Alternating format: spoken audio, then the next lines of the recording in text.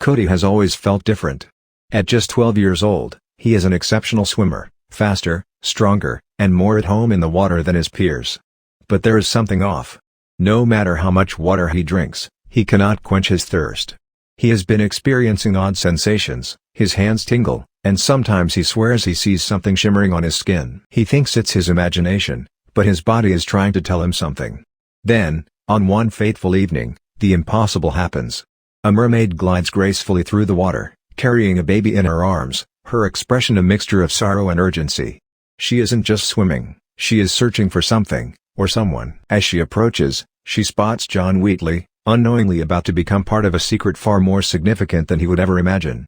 Suddenly, a massive shape darts beneath the surface, vanishing from his radar as quickly as it appeared. Confused, he grabs his binoculars, scans the horizon, and then sees it. He yells, thinking he has found a big fish and that it's his lucky day. "There you are!" he shouts, sailing toward it, but the creature disappears from his radar. The fish is actually a mermaid carrying her baby, and she places the child in a basket on his yacht without him realizing. The mermaid then dives back into the ocean and reappears at a distance. John lifts his binoculars again and finally realizes, it's a mermaid. As he continues watching in shock, the mermaid swims away, waving at him. Distracted, John loses focus, and his yacht suddenly strikes a rock as it nears the shore. Nearby, another couple is enjoying the sunshine. Sharon and her husband have recently moved to the beach to start a new life, free from the constraints of a bourgeois, capitalistic existence, and plan to open a touring boat company. Suddenly, they hear the cry of a baby coming from the yacht. At first, her husband ignores the sound, but Sharon becomes more insistent. They decide to investigate and are shocked to find a baby alone in a basket.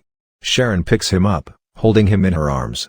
She asks her husband if they can raise the baby, but he tells her it's impossible because they just found him. Eventually, they agree to take him home, and Sharon names the baby Cody. Cody grows up under the care of Sharon and her husband. 13 years later, he begins competing in swimming competitions along the shore. On the day of a big competition, Cody is late. When he reaches the dock, he realizes the last ferry has just left. The captain instructs Cody to wait for the next ferry, but he can't wait. He suddenly dives into the water, swimming at incredible speed to catch up. The captain and passengers watch in shock as Cody reaches the ferry before it leaves their sight. Just before the 100-meter freestyle race begins, Cody arrives at the venue, ready to compete. He tries his best but comes in second place as the opposing team, the Marlins, wins, with Sean Marshall defeating him. Meanwhile, John tells people he once saw a mermaid, but no one believes him. After all, he's just a simple fisherman, making a living by selling the few fish he catches. Even his friend Joe mocks him, saying mermaids don't exist. As John heads home, he tells Joe that one day he'll catch a mermaid. Joe laughs, saying he doesn't even have bait for a mermaid. Cody's second-place finish makes him the most popular guy at school, but he doesn't care about fame. For him, the only thing that matters is how good he feels in the water. Sam, his girlfriend, is thrilled, since dating the most popular guy makes her the most popular girl too. Despite Cody's swimming talent, he struggles academically. In fact, he recently scored an F on a test. That day at school, the teacher announces a new project on marine biology, splitting the class into two groups. Cody is overjoyed, as he loves everything about sea life. Checking the list, he discovers that his partner will be Jess Wheatley. Jess tells Cody he's very knowledgeable about marine subjects, including seals, walruses, and general sea life, and that marine biology is more of a hobby for him. As Jess talks excitedly about the project, Cody is distracted, drinking water at an unusually fast rate, which Jess notices with surprise. Cody is busy drinking water from a sink, gulping it down rapidly while Jess talks to him. Cody keeps drinking until Jess finishes speaking, and this is when Cody's life begins to take a strange turn. He starts drinking far more water than a normal person ever could, so much that Jess becomes visibly surprised. Before heading home for the weekend, Jess asks Cody to meet him the next day to briefly discuss their marine biology project, but Cody explains that the following day will be a big one for him because it's his birthday. The next morning, Cody celebrates his birthday with friends and family. He receives many gifts, but something strange happens when his parents bring out the cake. Cody smells it but doesn't eat it. Instead, he suddenly dashes into the house to drink water again. His thirst has become unnatural, something that can only be quenched by water or any nearby drink. On his 13th birthday, Jess arrives with a gift for Cody, along with Sam, Cody's girlfriend. While Cody is still inside drinking water, Sam follows him and gives him a unique gift, a portrait of herself. That evening, Sharon and her husband visit Cody's bedroom and present him with a book about 20,000 Leagues Under the Sea. They have a light-hearted conversation, telling Cody that turning 13 means everything in his life is going to change and nothing will stay the same. Cody laughs at their words, thinking they're just joking, but their warning is about to come true. Later that night, Cody reads the book before falling asleep. As his parents leave the room, the mermaid who once placed him in the basket emerges from the water outside and gazes silently at the house. While Cody sleeps, he dreams of swimming underwater, where he encounters the mysterious mermaid.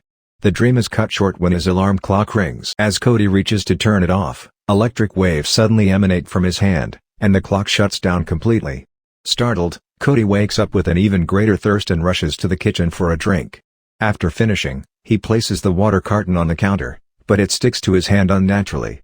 Struggling, he squeezes and pulls until it finally comes free. Confused and frightened, Cody examines his hands, unsure of what's happening.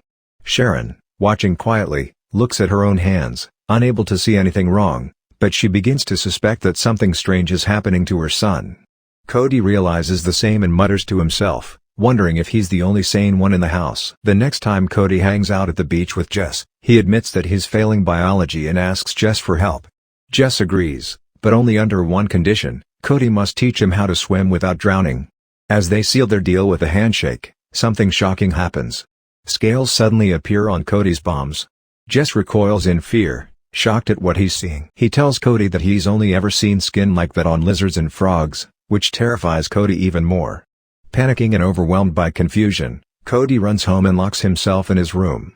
He stares at his reflection in the mirror and desperately tries to scrub the scales off his hands, but nothing works. Sharon notices Cody's strange behavior and grows increasingly worried, though Cody insists that everything is fine. Later, as he walks downstairs for dinner, he takes a deep breath, and miraculously, the scales disappear. The next day at school, Jess tries to give Cody a scientific explanation. According to him, every human starts with a small tail before birth, like a tadpole, but for most people, it disappears before they're born. Jess theorizes that maybe Cody's scales are a rare mutation that somehow persisted. Cody doesn't find the theory logical and begs Jess not to speak about it again, fearing it could ruin his reputation if anyone found out. Jess agrees, and the two decide to meet later at Jess's house to work on their marine biology project, especially since Cody's parents will be away for a few days with their boat tour business. When Cody arrives at Jess's home, he wanders into Jess's father's workshop, filled with strange objects and sculptures. Jess warns him not to mess with anything, but suddenly, John, Jess's father, appears, startling them both. John already knows that Cody's parents run a boat tour business along the shore because he himself works in the salvage business and does a bit of fishing. Immediately, John asks Cody if his parents have ever told him about seeing something strange at sea, like a creature that defies logic. At first, Cody doesn't really understand what John is asking, but then he recalls that his father once caught a cuttlefish that looked unusual, almost unreal. Curious, Cody asks John if he truly believes mermaids exist, and John Wheatley reveals that he not only believes in them but has actually seen a real, live mermaid with his own eyes. Later, Cody and Jess head out to work on their marine biology project, but ever since Cody turned 13, his unnatural thirst has become overwhelming. During lessons at school, he can't go without water, and he even drinks directly from the sink during breaks, behavior that seems so unusual it shocks his classmates. One evening, Cody finally opens up to his parents, admitting that something is terribly wrong with him. Sharon takes his temperature but finds no fever. Cody explains further, telling them that sometimes he develops a strange greenish, scaly rash, but even then, his father doesn't believe him. As Cody continues describing his unending thirst, his father grows concerned and decides to arrange for Dr. Schwartz to come over and examine him. This decision sparks an argument between Cody's parents. Sharon doesn't support bringing in a doctor, believing modern medicine to be ineffective and even dangerous, while Cody sides with her, distrusting doctors entirely. Sharon practices acupuncture and prefers natural healing, so Cody is never properly examined at first. The next time Cody meets his girlfriend, Sam, at a restaurant, she asks him if he thinks he might be contagious. Cody reassures her that he doesn't think so, but when Sam reaches out to touch his hand, something supernatural happens. The energy in Cody's body causes Sam's hair to suddenly stand straight up and float unnaturally, leaving her terrified. That night, Cody returns home, unaware that his condition is worsening. While drinking water in his room, the bottle sticks to his hand. He struggles to pull it off, finally managing to do so, but when he touches the wall, his hands cling to it as if they are glued.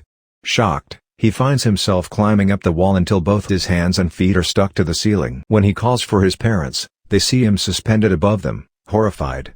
Sharon immediately realizes how serious the situation is and orders Cody's father to call the doctor. When the doctor arrives, he examines Cody's breathing and lung sounds, asking him to breathe deeply in and out. Afterward, the doctor requests to speak to Cody privately, asking Sharon and her husband to leave the room. In private, the doctor diagnoses Cody's condition simply as puberty, but this couldn't be further from the truth. Cody knows something far more extraordinary is happening. He can generate electricity from his fingertips, his hands are so sticky they allow him to climb walls, and whenever his skin gets wet, scales appear on his hands and feet.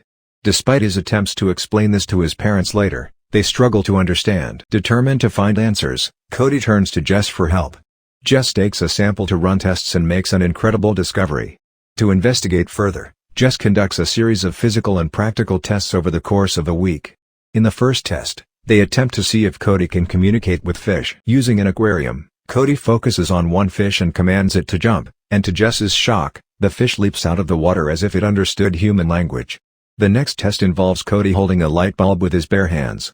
When he concentrates, the bulb lights up, glowing brightly in the dark. Each time Cody swims, his body develops shimmering scales whenever it becomes wet. After a week of testing, Jess develops a theory. Cody's condition is unlike anything seen in humans, unique, rare, and mysterious. Though it's too early to draw conclusions, Jess's initial advice is for Cody to stay away from water. But for Cody, this is impossible. Water is the only place where he truly feels alive, and besides, he's the star of his swimming team. With the state finals coming up, there's no way he can just quit. Jess, growing increasingly concerned, decides to research further to justify his findings. One day, while investigating, Jess goes to his father's workshop and discovers an old picture of a mermaid. When his father arrives, he takes down another framed portrait and begins to tell Jess the story behind it. The picture, he explains, was taken by a Swedish oceanographer named Dr. Mats Ensland on October 5, 1981. Dr. Ensland claimed he had actually seen a real mermaid, and this photograph was his proof. Unfortunately, no one believed him. Because of widespread disbelief, Dr. Ensland lost his credibility, his job, his friends, and even his family. To this day, however, he continues to tell anyone willing to listen that mermaids are real. Most people, when they look at the photograph, see only a scuba diver, not a mermaid, but Dr. Ensland insists that his discovery was genuine. Jess begins questioning his father about the strange things he has seen in the workshop, including a particular picture with some ancient writing. The inscription says that young merpeople can walk among humans, but their aquatic physiology only begins to manifest in the 13th year of life. John explains that when a mermaid turns 13, the fish half of her body begins to take over the human half. Jess also learns that his father last saw a mermaid exactly 13 years ago. Determined to confirm his suspicions, Jess runs more tests, comparing Cody's scales with actual fish scales, and the results are identical. This proves his theory correct and leads to one shocking conclusion: Cody might actually be a mermaid, or rather, a merman. Cody refuses to accept this, even after seeing the evidence himself. Jess insists that Cody sprouts scales every time he gets wet and that he generates the same electric current as an eel, but Cody is still in denial, saying people don't just turn into mermaids, it's impossible. He believes there must be another explanation, maybe he swam through toxic waste or ate a mutant fish. That's when Cody reveals to Jess that he's adopted, and Sharon and her husband aren't his biological parents. That evening, Cody decides to confront his adoptive parents. He tells them he wants to know the truth about where he came from and who his real parents are. Sharon and her husband are confused by Cody's sudden demand for answers. Cody explains that Jess has been running tests and shows them the results, also telling them about the recurring dreams he's been having of swimming underwater without holding his breath and seeing a bright, glowing light. Sharon tries to calm him, saying it's just a phase, but Cody argues that even the doctor's explanation was wrong. To prove it, he pours water on his hand, and right before their eyes, shiny scales appear. His parents are stunned. Realizing they can no longer hide the truth, they finally tell Cody the story of how he became part of their family. They explain how, 13 years ago, they found him mysteriously placed on their boat in the middle of the ocean. They reported it to the police, but no one ever claimed a missing child.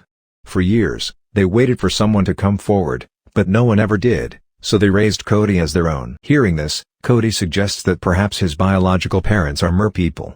Sharon and her husband are deeply concerned and warn him to avoid the water completely, including staying away from the upcoming swimming competition, as it seems to trigger his transformations. Sharon's husband argues that they need to find a specialist who can help Cody, but Sharon disagrees. She fears that if anyone discovers Cody's secret, they will take him away, lock him in a military medical facility, and turn him into a science experiment. Cody overhears their argument and, feeling desperate, sneaks out to the seashore.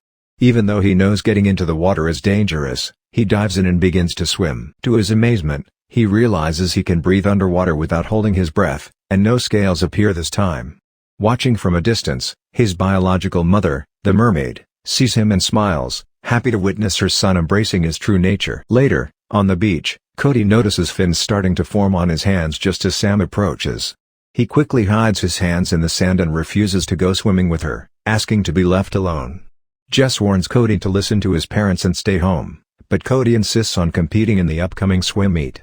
Despite Jess's worries, Cody sneaks out of his bedroom window on the day of the race. When his parents check on him, they find his room empty and realize he's gone. At the competition, Cody swims with incredible speed and wins the race, but then something terrible happens. Fins and scales suddenly protrude from his hands.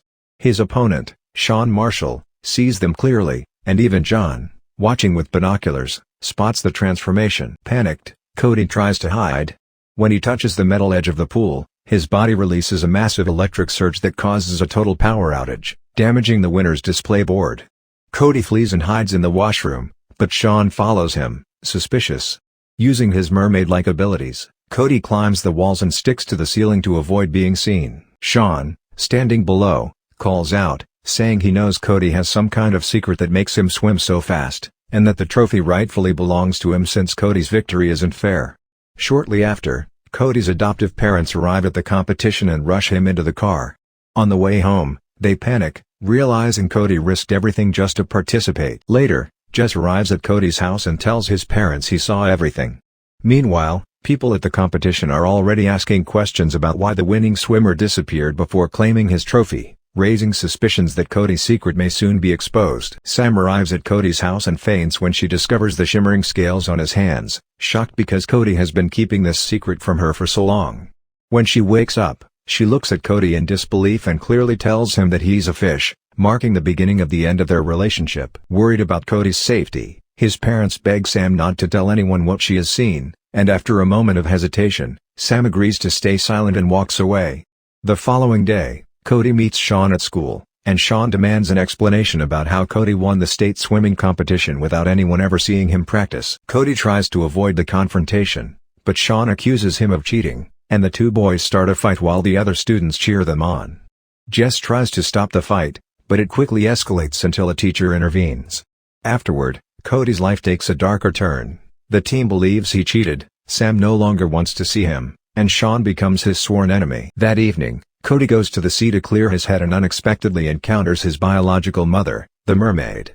Meanwhile, John is determined to prove to the world that mermaids exist. He is out on his yacht with binoculars, watching the ocean. From a distance, he spots the mermaid and Cody together, confirming his suspicion that Cody is a merman. Realizing they have been seen, the mermaid dives into the deep sea while Cody quickly escapes back to shore. That same night, Cody calls Sam. She doesn't speak much, but he convinces her to meet him the next day at the cove so he can finally explain everything. When Sam arrives, Cody pours out the whole truth to her. As they talk, they walk toward the sea and wade into the water. The moment Cody's body touches the water, his supernatural instincts awaken, fins and scales appear, and he senses the presence of his biological mother. Suddenly, the mermaid emerges from the ocean, and Sam is utterly stunned to see a real, living mermaid. Cody explains that this is his real mom and that she has come to help him. But then, Cody collapses with severe abdominal pain. Gasping, he tells Sam to rush home and call his adoptive parents for help. Meanwhile, John begins preparing massive bait and traps, determined to capture a mermaid. Jess overhears his father's plan and races to Cody's house to warn him to stay away from the water, but Cody is already gone, having returned to the cove. Out at sea, Cody's biological mother uses her mystical powers to fully awaken his transformation. His legs fuse into a powerful tail, and his lower body completely turns into that of a merman. She grabs him and dashes through the water, but by the time Jess arrives at the cove, it's too late. Cody is gone. Nearby, John is lying in wait, ready to trap both Cody and his mother. He seizes Cody, taking him onto his yacht to lure the mermaid closer. When Jess arrives, he is horrified to see Cody's legs completely transformed into fins and a tail. Cody is struggling to breathe outside of the water, so John pours buckets of water over him to keep him alive, prolonging the moment while waiting for the mermaid to approach. As Cody's mother swims closer, John lowers his giant trap into the sea. Cody realizes what's about to happen and desperately yells to his mother, warning her that it's a trap, but it's too late. She becomes entangled in the net. Jess is horrified and realizes his father's obsession will kill the mermaid. Acting quickly, Jess grabs a knife, dives into the water, and cuts the ropes, freeing her. Furious, John yells at Jess, but in the chaos, the heavy net accidentally slips and falls, dragging Jess down into the depths of the sea. In an instant, John's priorities shift. He dives in after his son to save him. This distraction gives Cody the chance to leap into the water, using his powerful tail to swim at incredible speed. He dives deep, grabs Jess by the hand, and pulls him back to the surface, bringing him safely to the side of the boat. By this time, Cody's adoptive parents and Sam arrive at the dock just as John and Cody haul Jess out of the water. Jess isn't breathing, and panic sets in. Cody orders everyone to step back. Using the electric energy in his hands, he shocks Jess's chest like a living defibrillator. The first attempt fails, but on the second, Jess coughs and gasps for air, alive. Overwhelmed with relief, John hugs his son tightly, telling him that nothing else matters as long as he didn't lose him. Jess, still weak, tells his father that everything he said about mermaids is true. On the shore, Cody's biological mother appears, shimmering under the moonlight. Sharon sees her and realizes what must happen. Cody understands that it's time to leave. With tears in his eyes, he tells Sharon that only his real mother can help him with the changes happening to his body. Sharon doesn't want to let him go, but she knows he cannot survive on land much longer. Finally, with a heavy heart, she gives him her blessing. Cody embraces her one last time before swimming into the ocean with his biological mother. Sharon watches, crying but understanding that this is the only way for Cody to thrive. Grateful to be alive, Jess reflects on how his father's obsession with proving mermaids exist nearly destroyed their family. Cody's journey teaches everyone an important lesson: sometimes, we must accept who we truly are, even if it means leaving behind the life we once knew. As Cody disappears beneath the waves, one question remains: did he make the right choice by joining his mermaid mother, or should he have stayed on land with the family who raised him? Subscribe to watch more videos like this, and leave a like to help the channel out. Thank you for watching.